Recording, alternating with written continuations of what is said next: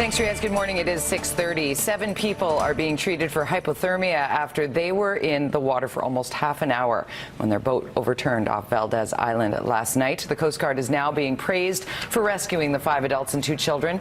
2 BC ferry vessels were also rerouted to help out. All 7 were brought back to the Coast Guard station in Richmond and were transferred to ambulances. They were then taken to hospital. Campers in Vancouver's downtown east side will learn later today, if a judge grants an injunction to evict them from Oppenheimer Park. Greg Harper joins us from BC Supreme Court with the latest. Greg. Good morning, Jody. That's right. The future of a homeless camp at Oppenheimer Park, it could be decided today.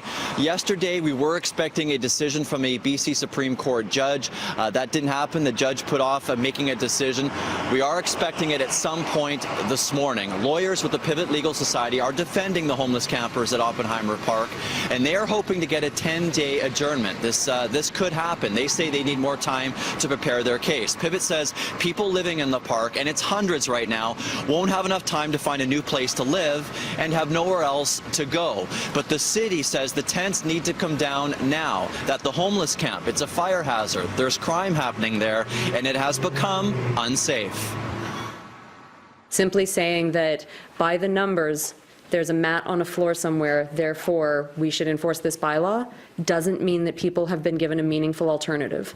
Our Constitution requires that people be able to make meaningful choices to protect their lives, their security of the person, and their health. So we are expecting a decision around 10 o'clock this morning. However, there are some campers there at Oppenheimer Park that say they won't leave if it comes down to that. We'll see what happens later today. Jody? It's going to be an interesting day. Thanks so much. Greg Harper reporting live for us this morning.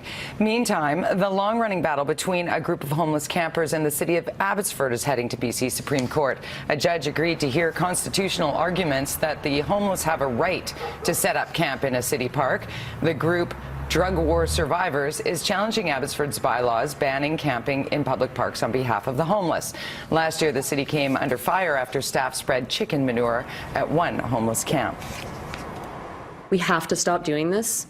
We have to stop using these bylaws to criminalize people. If that means that you see someone sleeping outside, the answer isn't make them go somewhere where I can't see them.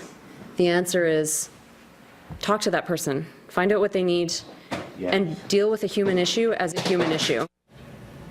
British Columbia's hot, dry summer came at a very expensive price. Provincial stats put the number of fires this year over 1,400. The blazes destroyed some 3,500 square kilometers of forest. That's the 3rd biggest loss of timber in the province's history, following the record years of 1958 and 61. The province has spent almost $300 million on firefighting efforts, despite allocating just $63 million in its budget. The first-degree murder trial of Luca Magnotta continues in Montreal this morning with testimony from a crime scene technician. The woman was on scene the day June Lin's torso was found in a suitcase in the trash in May of 2012. Magnotta has pleaded not guilty to 5 charges in the Chinese student's death and dismemberment, even though he has admitted to the crimes. His lawyer has told the court that Magnotta is schizophrenic and is therefore not criminally responsible. Pro-democracy protests in Hong Kong are demanding the resignation of their chief executive. Demonstrations have been peaceful so far, but many in the central business district fear a crackdown is coming. The protesters are demanding Beijing give up its veto power over choosing Hong Kong's next leader. Riot police tried to use tear gas to break up the crowd over the weekend. At least 56 people have been injured and 89 have been arrested since the protests began. Meantime, a crowd of about 300 people gathered outside the Chinese consulate in downtown Vancouver to show support for the demonstrations in Hong Kong. Supporters took the time to sing and chant with signs protesting what is happening in Beijing. They say the civil disobedience movement is peaceful and needs to be respected. A Japanese volcano where 36 people were killed over the weekend is rumbling once again. The increased seismic activity is raising concern about the possibility of another eruption. Rescuers have had to suspend plans to recover at least 24 bodies that are still near the summit.